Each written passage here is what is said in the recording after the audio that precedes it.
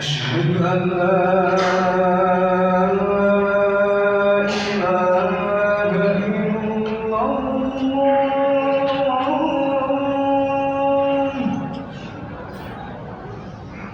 أشهد أن لا إله إلا الله.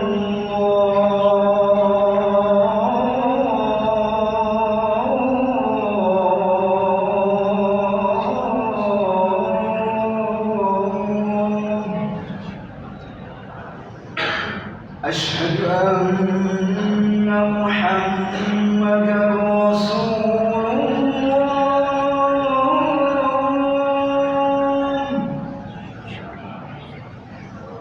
أشهد أن محمدا رسول الله.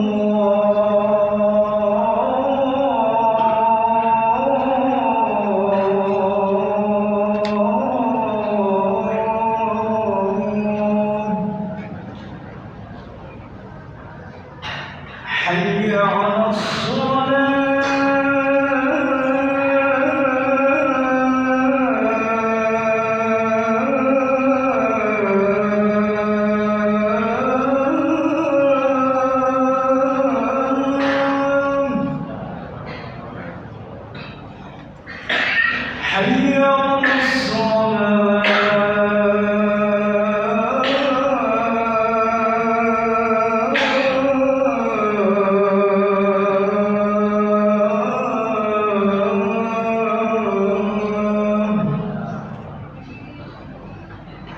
حي على حي على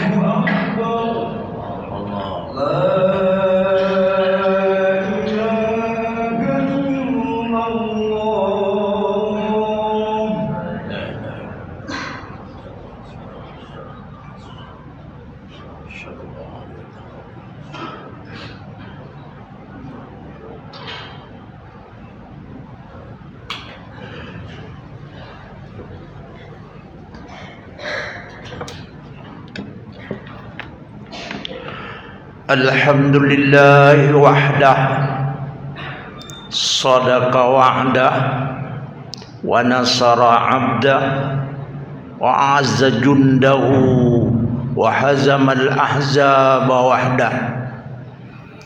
أشهد أن لا إله إلا الله ولا نعبد إلا إياه، وأشهد أن سيدنا ونبينا محمدا عبده ورسوله لا نبي بعده. اللهم صل وسلم وبارك على هذا النبي الكريم وعلى آله وأصحابه أجمعين. أما بعد فيا عباد الله، أوصيكم وإياي بتقوى الله، فقد فاز المتقون. قال الله تعالى في القرآن الكريم: أعوذ بالله من الشيطان الرجيم، بسم الله الرحمن الرحيم. إن هذا القرآن يهدي للتي هي أقوم ويبشر المؤمنين الذين يعملون الصالحات أن لهم أجرا كبيرا. Ma'asyiral muslimin, sidang Jumat yang dimuliakan oleh Allah Subhanahu wa taala. peninggalan Rasulullah itu hanya dua yang untuk menyelamatkan manusia, baik tatkala dia berada di dunia menghadapi problem-problem yang ada urusannya berkaitan kepada dunia, lebih-lebih lagi yang berurusan kepada alam berikutnya, yaitu alam akhirat. Hanya dua peninggalan Rasulullah sallallahu alaihi wasallam. Itu Nabi ucapkan tatkala beliau mengerjakan hajjatul wada, tatkala beliau wukuf di padang Arafah. Kemudian datang malaikat Jibril menyampaikan Al-Quran ayat yang terakhir, yaitu surat Al-Ma'idah ayat 3. Kemudian Nabi menyampaikan khutbahnya yang begitu panjang di kala itu. Kemudian beliau menyisipkan kalimat berpesan untuk umatnya. Beliau berkata, taraktu fikum amrain lan tadillu ma tamassaktum bihima kitaballah wa sunnata rasul. Aku tinggalkan kepada kalian, kata Nabi, dua perkara.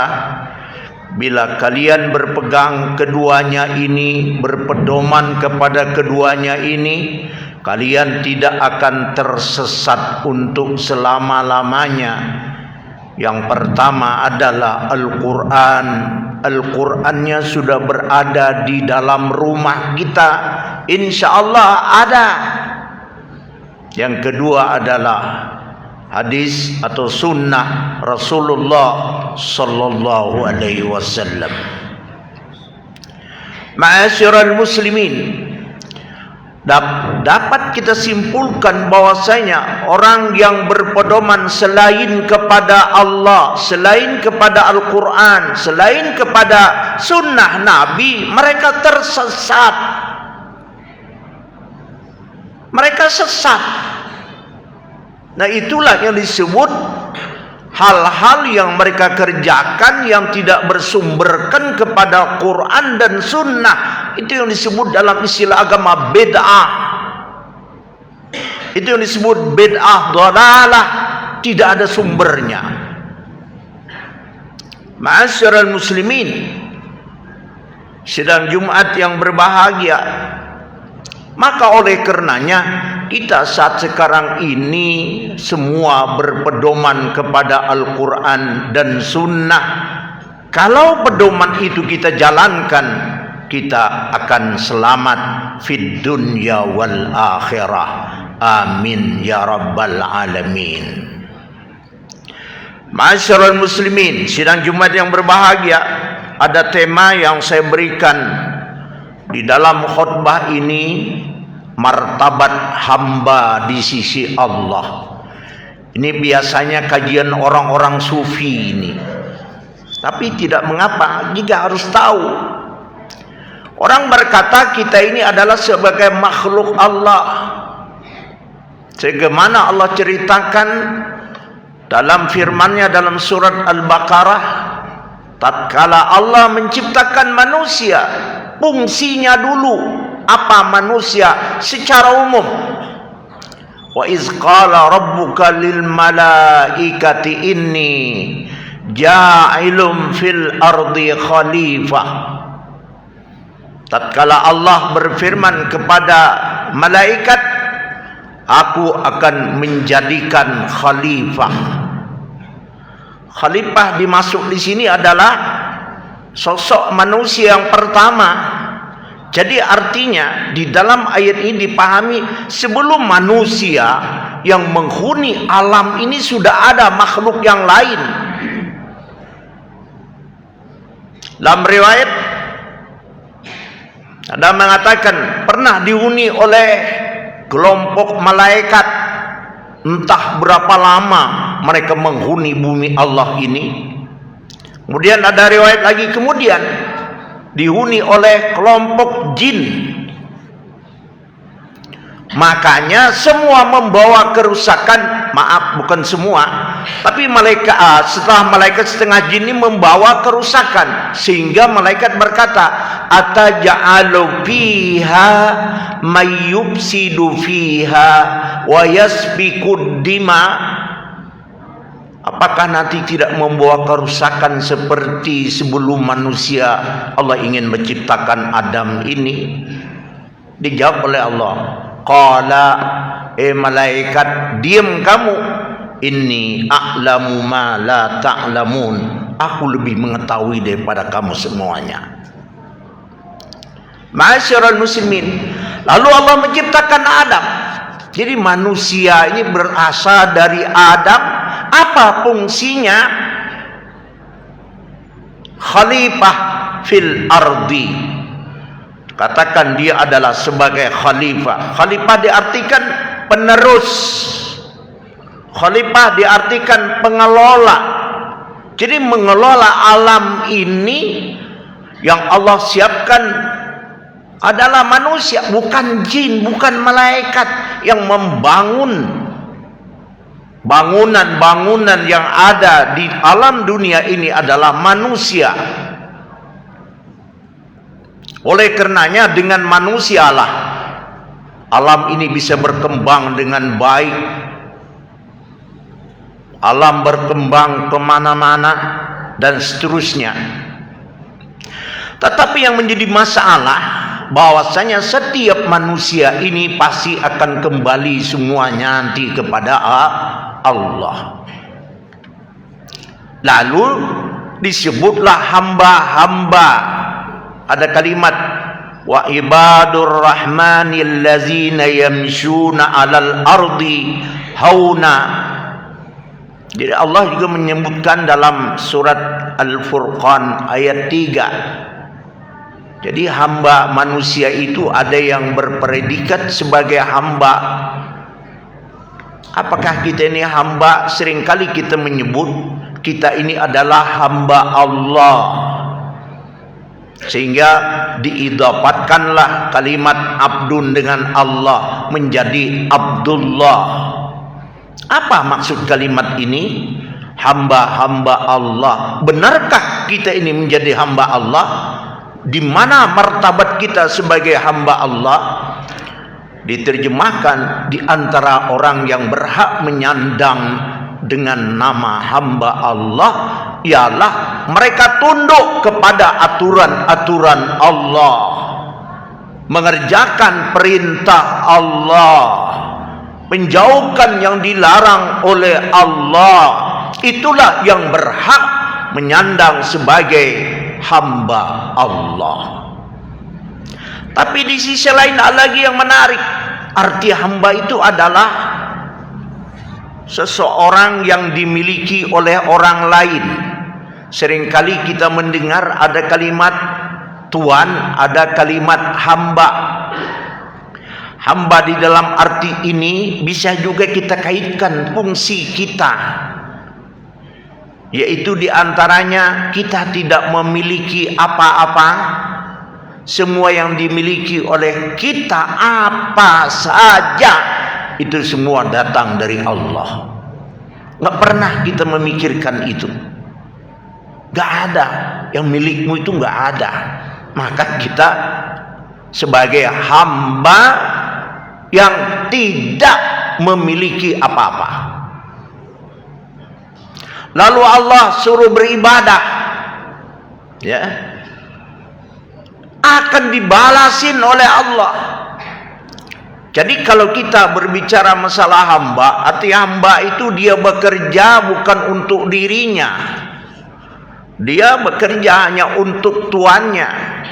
Jadi kalau kita hamba Allah, apapun yang kita kerjakan pada dasarnya itu hanya tertuju kepada Allah.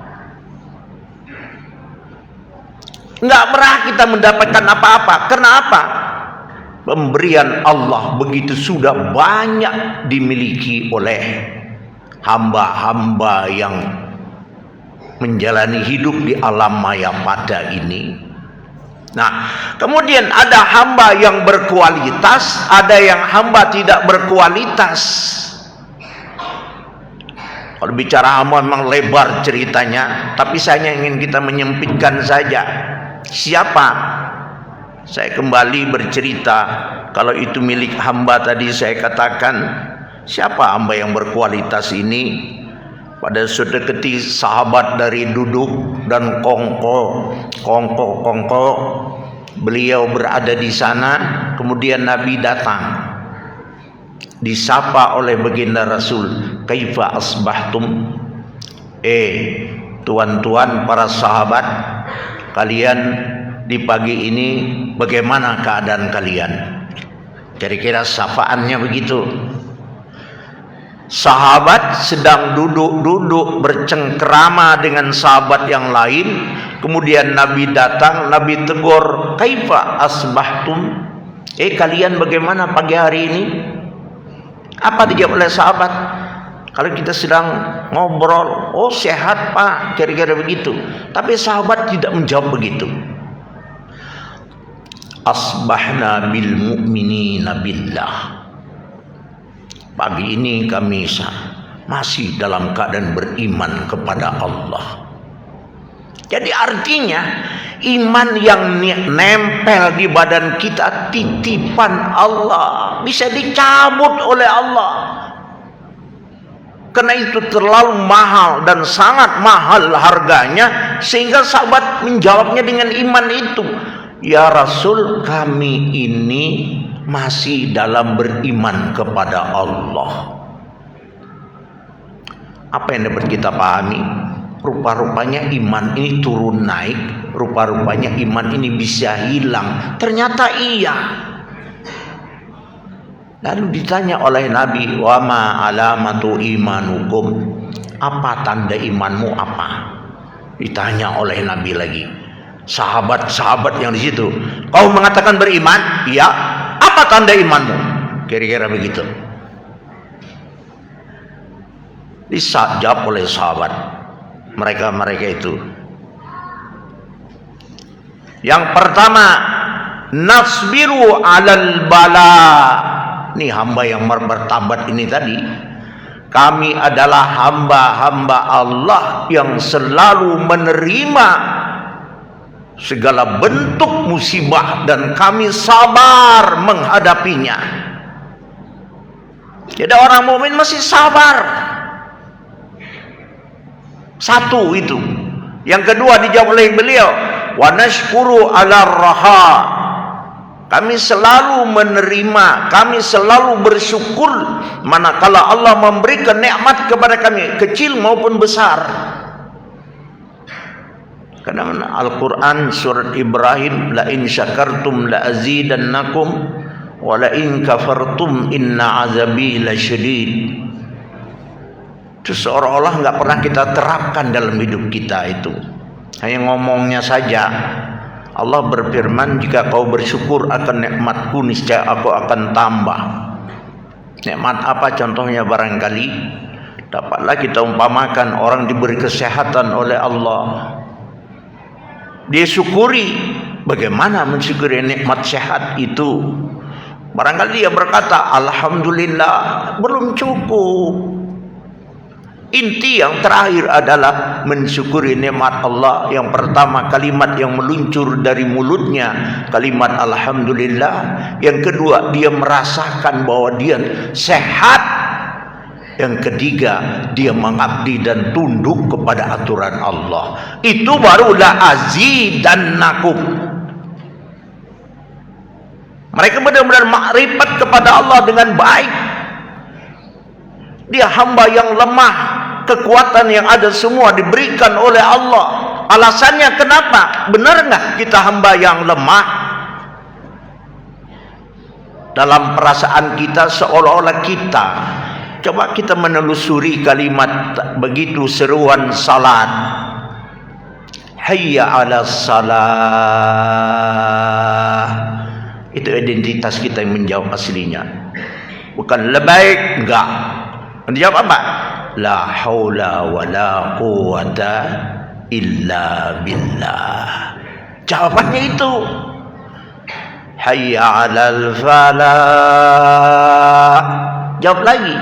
La haula wa la quwata illa billah. Tidak menjawab na'am atau labaik, enggak. Ini menunjukkan bahwasanya kita tidak memiliki kekuatan di dalam mendekatkan diri kepada Allah secara hakiki. Semua itu adalah anugerah dan pemberian Allah Subhanahu wa taala. Nah, jadi wa nashkuru 'alal raha, kami bersyukur manakala Allah memberikan sesuatu kepada kami. Lalu ada kalimat Rasulullah, ta'rifillah fir raha ya'rifka bisyiddah. Kenali oleh Allah, ya, tatkala kau sedang senang, niscaya Allah akan menolong tatkala kau di dalam kesusahan. Ya'rifka, Allah mengenali kamu di dalam penderitaan. Yang ketiga, sebagai hamba yang bermartabat, wa narda bil qada, kami menerima semua keputusan yang engkau putuskan di lauh mahfuzmu ya Allah. Lalu bahasa agama bagaimana? Tidak ada yang berjalan di dunia ini, baik masalah yang kecil sekecil-kecilnya dan kepada masalah yang besar sebesar-besarnya. Bahasa kampung, sehat dan sakitnya kita, itu semua urusan Allah Subhanahu wa taala. Kami ridha semua. Apa kata Rasulullah? Antumul mu'minuna haqqa, kau benar-benar beriman dengan arti sebenar-benarnya. Wa rabbul Ka'bah, demi Tuhan yang memelihara Ka'bah. Ma'asyiral muslimin rahimakumullah, maka oleh karenanya kita ada teori 3 yang digunakan oleh orang-orang sufi untuk mendekatkan diri kepada Allah. Memang sufi itu menjadi perbincangan juga di antara orang. Ada mengatakan sufi itu sesat. Yang benar, tidak semua orang yang bertasawuf itu sesat. Memang ada yang sesat, ada yang hebat, luar biasa. Nah, jadi yang dimaksud oleh kita adalah kita mengusahakan yang 3 ini setidak-tidaknya. Teori orang sufi. Yang pertama adalah takhalli. Yang kedua adalah tahalli. Baru yang ketiga, tajalli. Apa maksudnya itu? Judulnya begini, orang tidak akan bisa mendekat kepada Allah kalau masih saja dia maksiat di dalam lahiriah dan batiniah. Nggak bisa dia mendekat kepada Allah. Nggak mungkin dia bisa dekat kepada Allah. Misalnya bagaimana? Dia salat, dia puasa, dia berzakat, dia naik haji, dia bersedekah, tapi hatinya kotor, dengki, nggak bisa dekat dia. Maka harus tahalli, bersihkan, buang itu. Jangan dendam, jangan sombong, jangan ujub, jangan bakhil, jangan hubbud dunya, jangan hubbul jah, jangan hubbul mal. Sifat-sifat buruk itu tinggalkan dahulu. Itu teori yang diajarkan oleh orang tasawuf supaya gampang kita. Jadi seperti saya katakan tadi, dia zakat, dia puasa, maksiat pun mereka tinggalkan, hati mereka tidak mereka bisa kendalikan sifat-sifat buruk itu. Setelah ditinggal sifat buruk itu tadi, baru tahalli, isi hidupmu itu dengan amal-amal saleh. Kalau sudah, baru tajalli, nampaklah kau itu menjadi hamba yang sebenar-benarnya di misi Allah Subhanahu wa taala. Mudah-mudahan kita bisa mengamalkannya. Amin ya rabbal alamin. Wa idza quriyal qur'anu fastami'u lahu ansitu la'allakum turhamun. A'udzu billahi minasyaitonir rajim. Bismillahirrahmanirrahim. Ya ayyuhalladzina amanu taqullaha haqqa tuqatih wa la tamutunna illa wa antum muslimun. Barakallahu li wa lakum bil Qur'anil azim wa nafa'ani wa yakum bima bihi minal ayati wa zikril hakim. Aqulu qawli hadza wa astaghfirullahal azim li wa lakum wa li sairil muslimin wal muslimat fastaghfiru innahu huwal ghafurur rahim.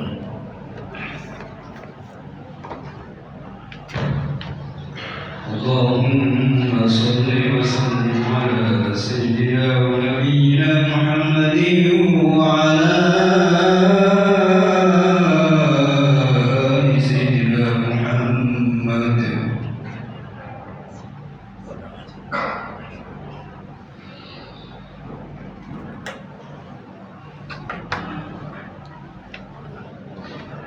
Alhamdulillah hamdan katsiran kama amar. Asyhadu an la ilaha illallah wahdahu la syarika lah irghaman liman jahada bihi wa kafar. Wa asyhadu anna sayyidana wa nabiyyana Muhammadan abduhu wa rasuluh sayyidul khalaiq wal bashar. Allahumma salli wa sallim wa barik ala sayyidina Muhammad wa ala alihi wa sahbihi masabil ghurar. Amma ba'du fa ya ibadallah ittaqullaha mastata'tum wasari'u ila maghfirati rabbil alamin wa'lamu anna Allah ta'ala amarakum bi amrin bada bihi bi nafsihi wa sanna bi malaikatil musabbahati bi ghursi wa qala ta'ala inna Allah wa malaikatahu yusalluna 'alan nabi ya ayyuhalladzina amanu sallu alaihi wa sallimu taslima. Allahumma ighfir lil mu'minina wal mu'minat wal muslimina wal muslimat al ahya'i minhum wal amwat. Rabbana taqabbal minna innaka antas samiul alim wa tub alaina innaka antat tawwabur rahim. Rabbana atina fid dunya hasanah fil akhirati hasanah wa qina adzaban nar. Ibadallah innallaha ya'muru bil adli wa ihsan wa ita'i dzil qurba wa yanha 'anil fahsya'i wal munkar wal baghi yu'izukum la'allakum tadhakkarun wa la dzikrullahi akbar.